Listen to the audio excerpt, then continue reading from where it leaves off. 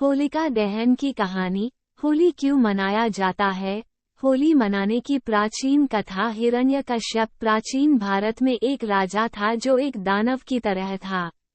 वो अपने छोटे भाई की मृत्यु का बदला लेना चाहता था जिसे भगवान विष्णु ने मार दिया था। इसलिए सत्ता पाने के लिए राजा ने वर्षों तक तपस्या की। अंत में भगवान पसंद होकर उसे एक वरदान दिया कि उसे कोई भी नर और मादा मार नहीं सकता, ना ही धरती पर और ना ही आकाश में उसे मार सकता था। इस वरदान को पाकर हिरण्यकश्यप अपने को अमर समझने लगा, इसीलिए वह अपने को भगवान समझने लगा और अपने लोगों से उसे भगवान की तरह पूजने को कहा।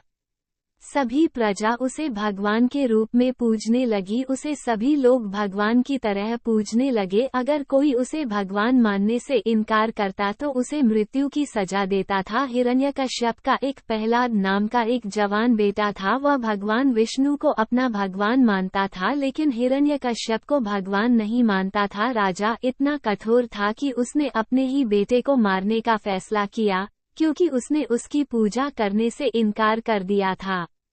हिरण्यकश्यप ने अपने बेटे को मारने के लिए कई प्रयास किया, लेकिन प्रहलाद को नहीं मार पाया। उसे भगवान विष्णु हर बार बचा लेते थे। हिरण्यकश्यप की एक बहन थी जिसका नाम होलिका था। उसे एक वरदान था कि वो आग में नहीं चल सकती थी। अपने भाई की कहने पर प्रहलाद को अपने गोद में लेकर आग में बैठ गई, लेकिन प्रहलाद को कुछ नहीं हुआ, लेकिन होलिका जलकर राख हो गई और प्रहलाद बच गया। फिर भगवान विष्णु ने भगवान नरसिंह का रूप लेकर प्रकट हो गए, क्योंकि हिरण्यकश्यप को वरदान था कि उसे कोई नर और मादा नहीं मार सकता। इसीलिए भगवान विष्णु ने नरसिम्हा का रूप लिया और हिरण्यकश्यप को अपने जंघों पर लेटा कर उसका सीना फाड़ दिया। इस तरह से हिरण्यकश्यप का वध हो गया। इसी वजह से सभी प्रजा ने बड़े हर्ष और उल्लास के साथ होली का त्योहार मनाया। उसी दिन से ही होली का त्योहार मनाने जाने लगा। भारत में हर राज्यों में मनाया जाता है।